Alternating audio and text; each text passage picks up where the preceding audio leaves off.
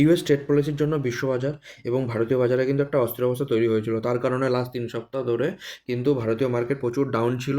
তা সত্ত্বেও 7ই মার্চের সপ্তাহটা ভারতীয় বাজারে 2025 সালের মধ্যে সবথেকে বড় সাপ্তাহিক লাভের কিন্তু রেকর্ড তৈরি করেছে। এই সপ্তাহে যে বিএসসি সেন্সেক্স আছে এটা 1134.48 পয়েন্ট বৃদ্ধি পেয়েছে। নিফটি 50 427.8 পয়েন্ট বৃদ্ধি পেয়েছে।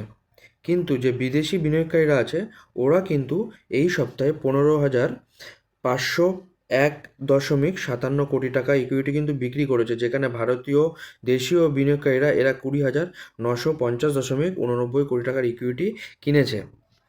এর পাশাপাশি যে মেটাল সূচক নিফটি মেটাল সূচক এটা 8.6%, নিফটি মিডিয়া সূচক 7.3%, নিফটি এনার্জি সূচক 6%, নিফটি অয়েল অ্যান্ড গ্যাস এরা 5.3%, নিফটি পিএইচইউ ব্যাংক সূচক 5% কিন্তু বৃদ্ধি পেয়েছে।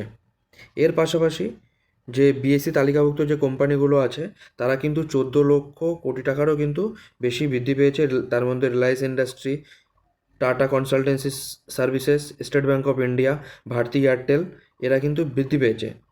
কিন্তু HDFC Bank, Maruti Suzuki, Bajaj finance এদের কিন্তু ডাউনফল গেছে এই লাস্ট সপ্তাহে।